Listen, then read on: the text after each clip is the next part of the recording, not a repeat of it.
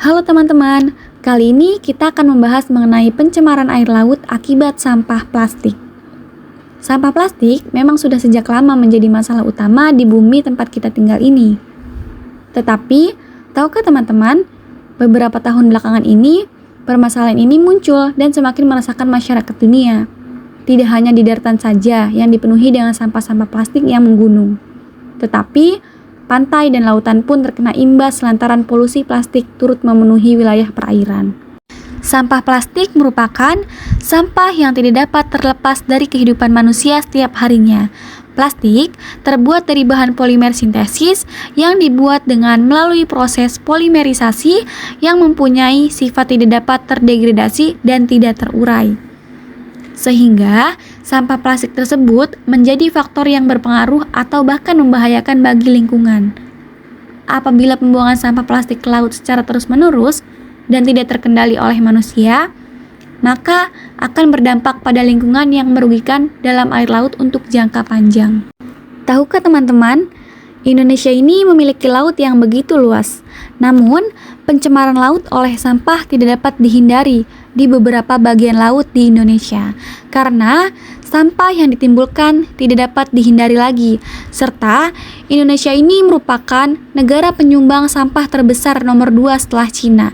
Hal ini menjadi masalah yang serius, di mana sekitar 8 juta ton sampah dari manusia ini mengalir ke lautan setiap tahunnya di dunia. Setelah kita membahas mengenai sampah plastik, selanjutnya kita akan membahas mengenai dampak sampah plastik yang berada di laut. Sampah plastik akan berdampak pada lingkungan. Contohnya, seperti sampah plastik dapat membunuh terumbu karang, karena terumbu karang ini akan tertimbun oleh sampah dan tidak dapat tumbuh serta berkembang biak dengan baik nih teman-teman, atau bahkan mati.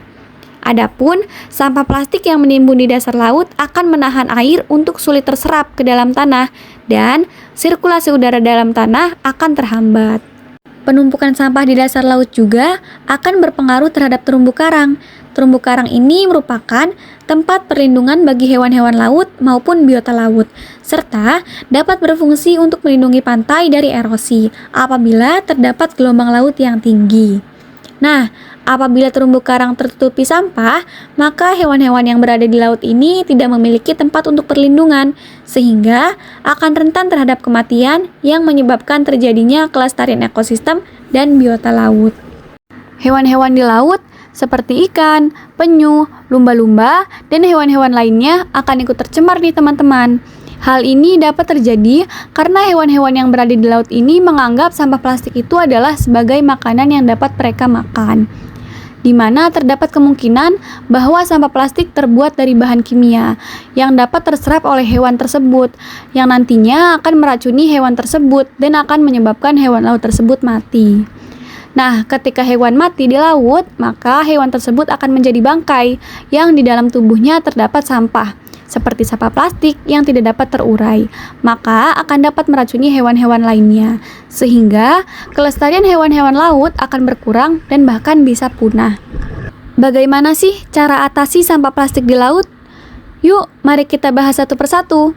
Nah, hal pertama yang dapat kita lakukan adalah dengan memulai mengurangi timbulan sampah baru agar sampah tidak semakin menumpuk. Dalam prinsip 3R, langkah reduce atau mengurangi sampah menjadi langkah pertama nih teman-teman yang mesti kita lakukan agar dapat ikut mengurangi produksi sampah. Contohnya seperti mengurangi penggunaan kantong plastik sekali pakai yang saat ini jumlahnya sudah sangat banyak di lingkungan. Langkah selanjutnya adalah dengan melakukan pembersihan melalui pengangkutan sampah-sampah yang ada. Selain itu juga perlu diselenggarakan penanganan sampah plastik di laut melalui aturan dan kebijakan.